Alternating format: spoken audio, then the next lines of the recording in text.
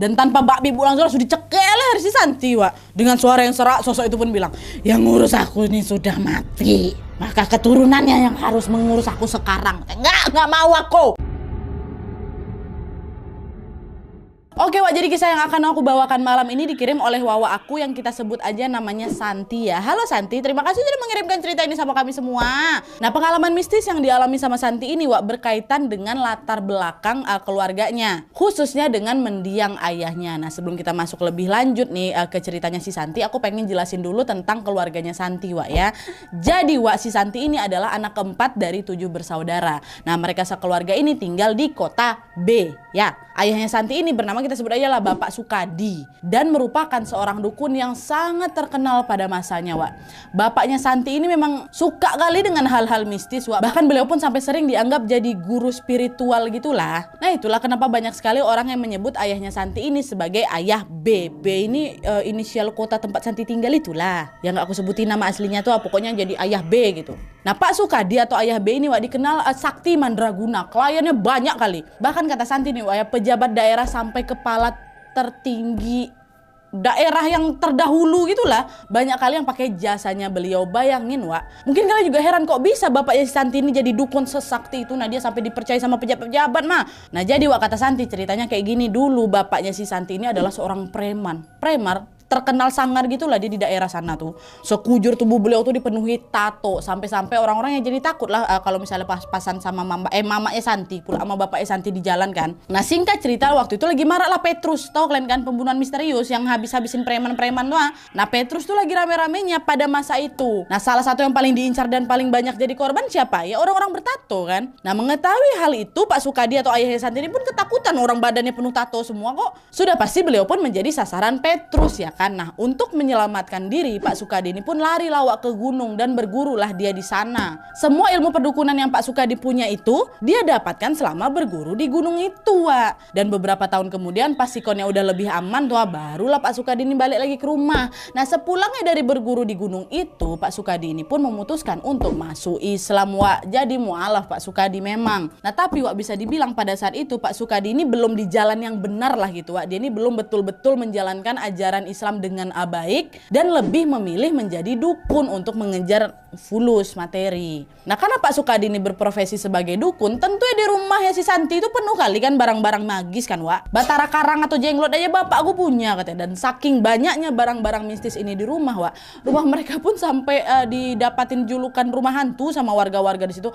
Karena banyak kali tetangga-tetangga yang mengaku sering sekali melihat penampakan-penampakan di sana. Dan aku pun dari dulu nggak berani ngajak kawan-kawan aku main ke rumah. Karena apa? Setiap ada yang habis main ke rumah si Santi itu pasti balik-balik langsung sakit, Wak. Apa nggak dibilang macam rumah hantu rumah itu kan? Nah, dengan kesaktian yang beliau punya ini, Pak Sukadi pun mulailah ngajarin anak-anak yang ber-7 orang itu untuk jadi dukun juga. Semua kakak adiknya Santi diajarin bermacam-macam doa dan mantra-mantra tuh, Wak.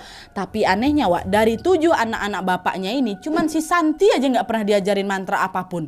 Ayahnya ini macam nggak mau Santi ini jadi dukun tuh loh, Wak. Santi pun mau aja orang kakak-kakak adik-adik diajarin semua ya kan, sampai bertengkar mereka gara-gara Santi itu ngerasa dibeda-bedain sama saudara kandungnya.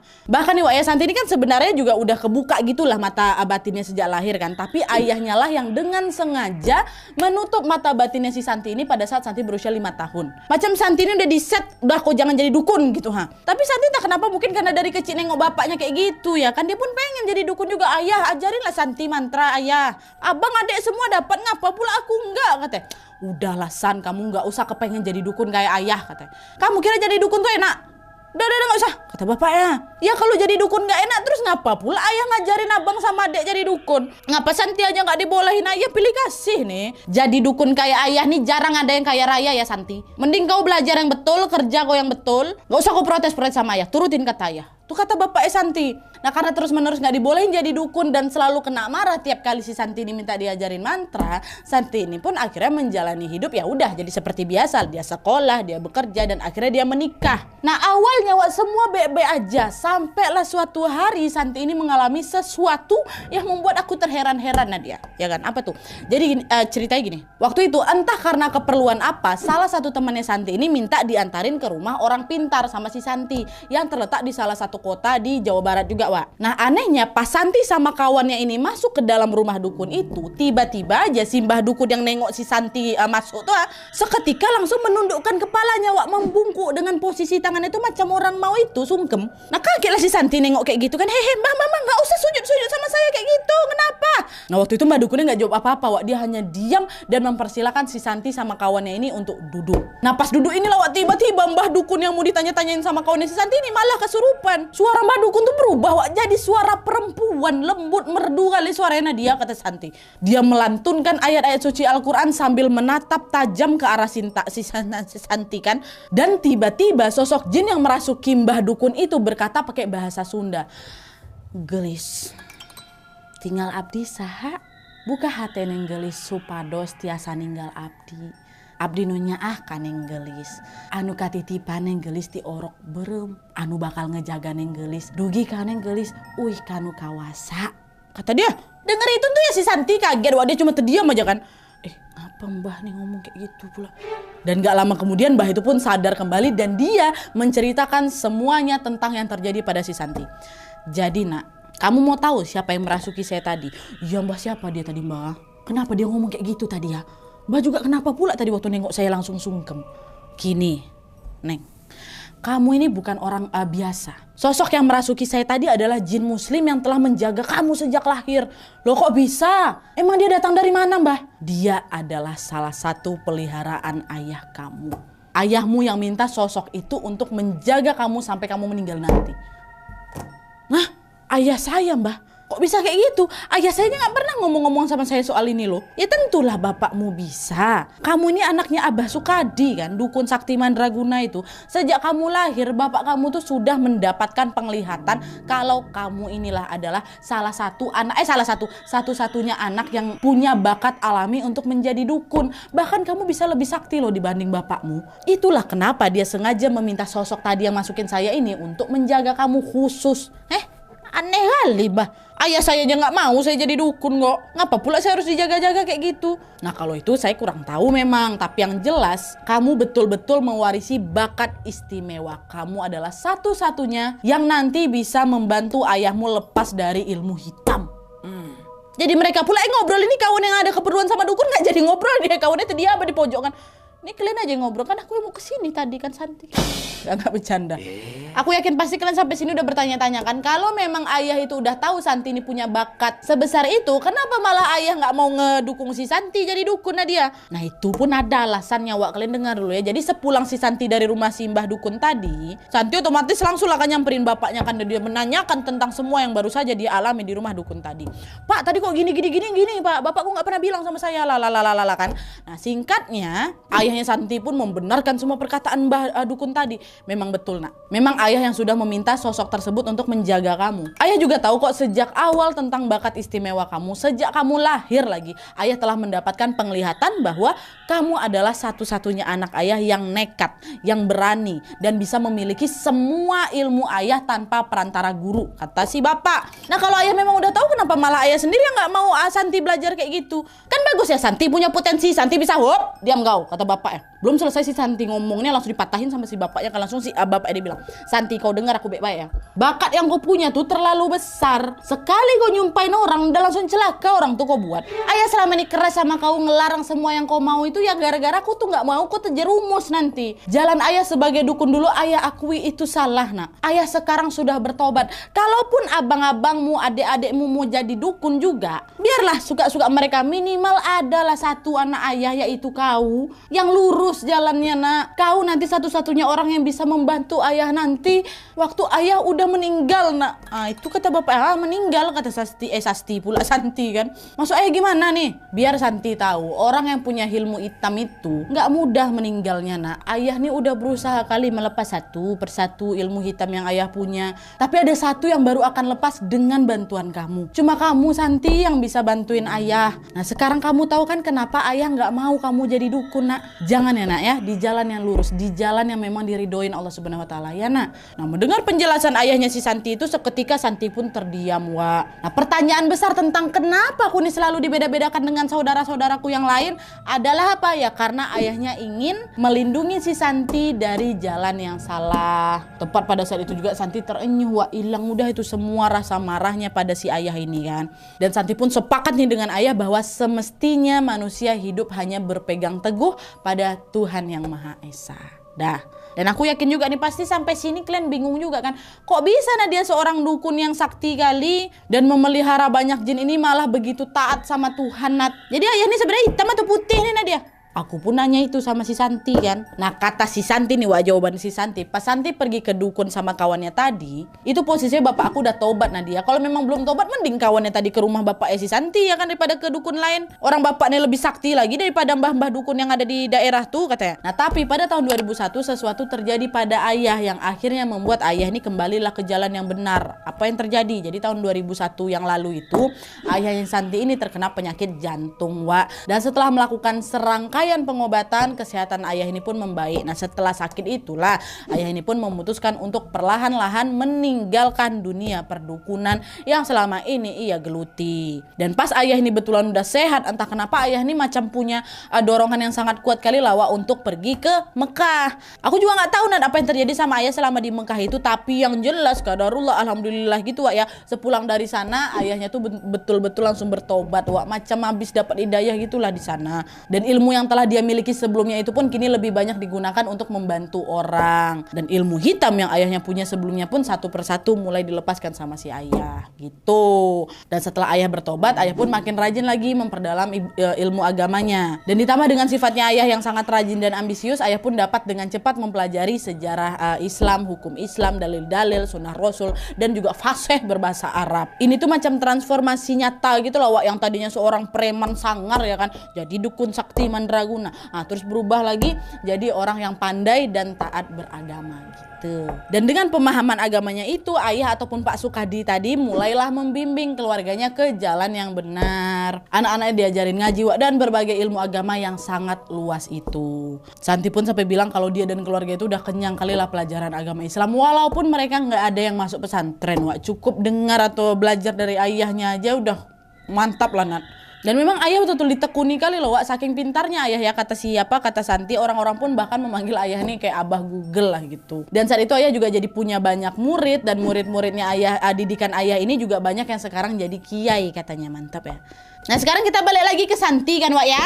Nah, jadi wak, tambahan lainnya, sepulang si Santi dari rumah mbah dukun yang kemasukan tadi, mata batin yang sebelumnya udah ditutup sama bapak Santi umur 5 tahun tuh tiba-tiba kebuka lagi. Santi kembali bisa ngelihat hantuan tuh. Dan setelah dibuka ini, wak, rasanya bagi Santi itu jadi kayak berat kali. Setahun pertama setelah mata batinnya itu kebuka, wak, Santi ini sampai depresi, insomnia dia. Dan kadang nggak tega ngelihat Santi yang terus-terusan ketakutan, ayahnya pun bilang, "Nak, ngapa kau nggak coba berkomunikasi sama penjagamu, nak?" Aku takut lah ya. Lah ngapa pula takut, kan dia yang udah ngejagain kau dari lahir tuh. Kalau kau bisa nerima dia, kau bisa ngelewatin semua ini dengan lebih mudah, nak. Insya Allah penjagamu itu yang bakal nantinya ngejagain kamu kalau ada makhluk-makhluk jahat yang punya niat buruk ke kau. Nah, jadi boleh nih aku panggil dia ya? Boleh lah. Tapi jangan pernah kau menantang sama dia, nak ya, marah dia nanti. Amarah mereka sama amarah kita nih beda, nak. Nah, mengikuti saran dari ayah, Santi pun mulailah membaca doa, dia syahadat, dan dia memanggil nama sosok penjaganya itu. Sebut aja Nyai Anatiana, karena kan kata si Santi, wak, sosok itu tuh nggak mau namanya dipanggil sama siapapun kecuali sama Santi sama ayahnya. Jadi kita panggil aja lah Nyai gitu ya. Nah, pas Santi udah nyebutin nama itu Nyai gitu kan, tiba-tiba datanglah tuh, wak, sosok wanita cantik dengan pakaian seperti putri raja zaman dulu kan. Nah, meski tampak seperti seorang putri, sosok itu juga sangat tangguh gitu, wak. Dia bawa tombak, wak, dan di punggungnya pun menggantung sebilah pedang tajam. Nah, setelah si Santi sama si Nyai ini bertemu, Nyai pun langsung tersenyum ramah dan menyapa Santi dengan sebutan Neng Gelis, cenah, anak cantik gitu. Dan sejak saat itulah Nyai ini seolah menjadi teman sekaligus bodyguardnya si Santi katanya. Dan semenjak adanya Nyai, wak, Santi merasa hari-hari jadi lebih aman lah gitu. Awalnya semua berjalan baik-baik aja memang, wak. Sampailah pada suatu hari terjadi suatu peristiwa yang sangat-sangat mengguncang hatinya si Santi. Bisa kalian tebak apa? Ayah meninggal dunia. Sukadi meninggal dunia, Wak. Tanggal 11 Maret 2021. Dan biar kalian tahu ya, kematian ayah ini sebenarnya bukan yang pertama loh, kata si Santi. Sejak ayah dinyatakan punya sakit jantung tahun 2001 lalu, Nadia, ayah ini udah 2 kali divonis meninggal dunia. Tapi anehnya setelah dinyatakan meninggal, ayah ini selalu tiba-tiba sadar dan sehat lagi. Sampai dokter pun dibikin bingung sama ayah nih. Dan di tahun 2021 itulah yang terakhir ini, itu adalah kematian terakhir ayah. Betul-betul meninggal ayah. Santi nggak cerita sih sama aku detailnya gimana, tapi yang jelas di momen ayah meninggal itu adalah karena ilmu hitamnya ayah akhirnya bisa lepas semua, Wak, katanya. Walaupun memang Santi sedih kali karena kematian ayah, Santi juga merasa sangat lega karena ayahnya akhirnya dapat berpulang ke hadapan Tuhan Yang Maha Esa dengan tenang tanpa ada yang menghalangi lagi.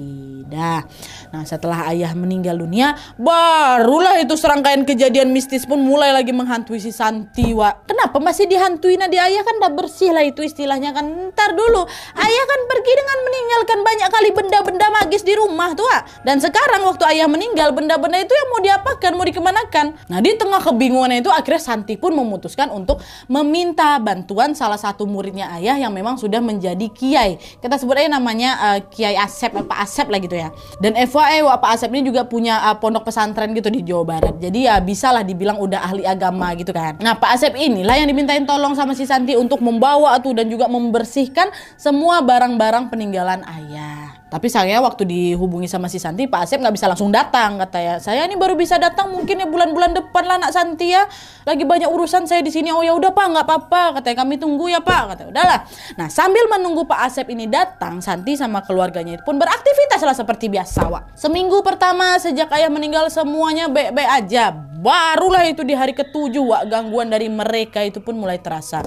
Dimana pada malam itu baru aja Nat aku selesai tahlilan ya, Santi ini pamitlah pulang ke mamanya. Dan FYI pada saat itu si Santi ini memang udah nggak tinggal di rumahnya mamanya itu, Wak, ya. Santi udah nikah, dia ikutlah sama suaminya. Nah, pas udah nyampe di depan rumah, Wak, tiba-tiba Santi nengok ada sosok tinggi besar hitam lagi berdiri tuh, seolah lagi nungguin si Santi ini kan. Dan wajah sosok itu menakutkan kali, Nat, kata si Santi. Apa nggak terkejut aku nengoknya? Nah, pertamanya sosok itu diabaikan aja sama si Santi, ngelengok saja Santi masuk ke dalam rumah kan, Wak. Orang Santi capek mau istirahat. Nah, besoknya sosok itu datang lagi, masih tetap juga diabaikan sama si Santi kan. Nah, barulah di hari ketiga sosok ini pun menunjukkan kemarahannya, kesel mungkin dia akan dicuekin sama si Santi terus. Pas Santi lewat di depannya kan seketika sosok itu pun langsung langsung berlari mengejar dan tanpa bak bibu langsung dicekel leher si Santi, Wak. Dengan suara yang serak sosok itu pun bilang, yang ngurus aku ini sudah mati, maka keturunannya yang harus mengurus aku sekarang. Nggak mau aku. Lepasin aku nggak mau ngurusin kau. Pergi kau sana, pergi. Tanggung jawab atau mati, tanggung jawab atau mati, tanggung jawab atau mati, kata dia. Makin dicekek, makin nggak bisa napas lah si Santi kan. Nah, di tengah kesakitannya itu di dalam hati, Santi panggillah namanya itu, Nyai. Gitu kan. Nah, tanpa menunggu waktu lama Nyai pun datang, Wak. Tapi kali ini kedatangannya agak beda, Nat. Kali itu Nyai ini datang macam membawa pasukan yang sangat banyak gitu loh, Wak. Dan dengan beraninya Nyai ini bilang, lepaskan dia atau kau berhadapan sama kami. Tidak, ayahnya ini dulu ngurusin aku, sekarang dia juga harus ngurus aku, kata si sosok hitam nih kan. Bukan tugas dia melanjutkan apa yang ayahnya lakukan dulu. Lepaskan dia. Kau mau aku lepaskan dia? Kalahkan dulu aku, kita perang. Tapi kalau kau kalah, anak ini harus jadi pengurusku. Dah, dan perang mereka tanpa menunggu waktu yang lama. Terjadilah peperangan antar jin. Ada peperangan antar jin rupanya ya. Itu kata si Santi, itu yang dialami. Awak mau ngomong apa pula ya kan? Dan bersyukurnya Nadia, alhamdulillahnya di momen itu Nyai yang menang. Dan sosok hitam tinggi besar itu pun pergi dan gak pernah lagi ganggu si Santi ini, Nat. Wak, katanya. Nah, singkat cerita sampailah Pak Asep tuh. Pak Asep yang mau bersih-bersihkan barang-barang ayah. Pak Asep pun nyampe lah di rumah ayah kan. Santi pun merasa senang lah. Karena sebentar lagi urusan dari barang mistisnya ayah ini bisa kelar. Tapi Wak, pas lagi beres-beres gini, Pak Asep bilang, Santi, maaf ya, Bapak nggak bisa ambil semua barang peninggalan bapakmu. Ada beberapa barang yang nggak boleh dipegang oleh siapapun kecuali kau. Jadi ya mau nggak mau tetap harus kamu yang simpan ya, Nak ya, katanya. Barang apa, Pak? Tanpa berbicara apa-apa lagi, Pak Asep pun hanya mengarahkan jarinya menunjuk ke arah 3 benda. Dan benda-benda itu, yang satu pedang, yang satu mandau, yang satu lagi kitab, Wak. Nah, meski takut dan was-was, Santi pun membawalah ketiga barang itu pulang. Mau nggak mau ya kan, nggak boleh disentuh sama siapapun, kata si Pak Asep. Nah, sesampainya di rumah, dibukalah itu benda-benda itu sama si Santi. Ditengok satu persatu dengan teliti kan, Wak. Disitulah Santi menyadari bahwa ternyata 3 benda itu betul-betul bukan benda biasa. Kenawai karena ternyata masing-masing benda itu ada jin penunggunya. Pas Santi buka kan langsunglah keluar apa Wak? Puma, tuh kalian puma kan? Puma hitam, harimau putih, sama laki-laki yang pakaiannya macam ulama gitulah Nat. Dan masing-masing dari sosok itu pun memperkenalkan diri dan bilang bahwa mereka bersedia untuk menjadi penjaganya si Santi. Nah, jadi sekarang jagain Santi jadi ada 4 lah. Wawa pula. Ngapa pula Wawa jagain si Santi? Lupa. Bukan Wawa. Satu Nyai, aduh maaf. Nyai, Puma, harimau, sama si laki-laki ulama tuh 4. Awalnya Santi bimbang, memang dia tuh pengen hidup normal-normal aja ya kan, kayak orang pada umumnya Nat. Usahlah pakai jin-jin kayak gini buat jagain aku. Tapi di sisi lain aku pun juga nggak bisa menghindar, nah dia macam mana. Akhirnya perlahan-lahan Santi pun mencoba menerima dan berdamai dengan hal itu. Nah pas si Santi ini udah bisa menerima kehadiran mereka dengan baik Wak, disinilah untuk pertama kalinya Santi bermimpi bertemu sama almarhum bapaknya. Dan di mimpi itu ayahnya Santi ini dipeluknya, diciumnya kening si Santi kan, dan beliau mengatakan, Santi anakku, ayah minta tolong padamu, jadilah orang baik. Jika kamu ingin menolong orang lain, tolonglah mereka tanpa pamrih. Jangan sesekali kamu membantu orang untuk urusan yang menjerumuskan mereka ke dosa besar. Macam pelet dan santet ya nak ya. Jin muslim yang mendampingimu ini adalah jin-jin yang baik. Insya Allah mereka akan menuntunmu menjadi manusia yang lebih beriman kepada Allah Subhanahu Wa Taala. Dah, tuh kata ayah. Dah ayah ngomong kayak gitu, pergi nih ayah, ya kan? Dan Santi pun terbangun dengan perasaan kaget sekaligus agak lega gitu Nadia, karena aku sudah mendengar penjelasan dari ayahku lewat mimpi. Dan FYI juga sejak mata batinnya si Santi itu terbuka waktu dia pas balik dari rumah Mbah Dukun itu, setiap hari sejak saat itu Santi ini selalu didatangi oleh jin korin para leluhurnya. Bukan yang sosok berempat itu, tidak, jin korin para leluhurnya dan leluhurnya si Santi ini memang kebanyakan jadi dukun semua. Nah tapi ya itu, ada yang baik, ada juga yang meleset. Karena sebagian dari mereka ada yang ngajarin Santi bermacam-macam mantra dari mantra nyembuhin orang, dari mantra yang bikin bisa ngebunuh orang, macam-macam itulah, inilah yang meleset tuh. Dan setelah Santi dimimpin sama bapaknya tadi, Santi pun akhirnya lebih memilih-milih lagi untuk menggunakan mantra-mantra yang memang sesuai sama ayat-ayat Al-Quran semua. Jadi semua mantra-mantra jelek yang tadi-tadi itu dia lupakan. Walaupun si Santi ini memang tidak pernah berniat untuk menjadi orang pintar tapi akhirnya banyak juga yang minta bantuan si Santi ini buat ngedoain rumah baru kan, ngobatinnya lagi sakit, minta air doa dan lain-lain. Pokoknya bagi Santi selagi aku nggak melenceng dari ajaran Allah Subhanahu Wa Taala, dan aku pasti akan bantu. Itu pun Santi super hati-hati kali dalam mempraktekkan kemampuannya tuh. Kenapa? Karena kemampuan Santi ini powernya udah sangat besar. Nih pernah pada suatu hari Santi ini entah kenapa lagi sakit hati kali lah gitu sama seseorang kan. Sampai aku hampir aja dia mau nyebut mantra santet yang memang paling ampuh lah gitu. Untungnya belum sampai mantra tuh kesebut, Santi ini merasa badannya itu macam dipeluk dari belakang. Hangat kali rasanya dan begitu menenangkan. Rambut Santi ini diusap-usap dengan lembut dan tiba-tiba dia pun mendengar suara ayah tepat di telinganya. Jangan sayang, tahan. Tolong kamu sabar, tolong kamu ikhlas. Kamu bisa melakukan ini jauh lebih baik dari ayah. Tapi ayah mohon jangan pernah sekalipun kamu lakukan itu. Itu hanya akan menutup jalanmu menuju surga nak. Atau bapak yang ngebisik dari sini kan, suara bapaknya. Nah kaget dengan suara ayahnya yang tiba-tiba muncul, Santi pun langsung nengok lah kan ke belakang. Dan bisa kalian tebak siapa yang dia yang lagi meluk dia tuh? Bukan ayah, ternyata iyalah enggak. Di situ Santi melihat ada Nyai, Puma, harimau putih, sama laki-laki laki-laki pakaian ulama tuh Mereka berempat ternyata yang ada di belakang si Santi itu. Dan sejak saat itulah Santi pun mulai tersadar, dia langsung memohon ampunan kepada Allah Subhanahu Wa Taala dan bertekad untuk seterusnya nanti dia akan lebih hati-hati dalam berbicara dan juga bersikap. Santi terus memegang teguh pesan ayahnya dan senantiasa menjaga diri agar selalu berada di jalan yang benar.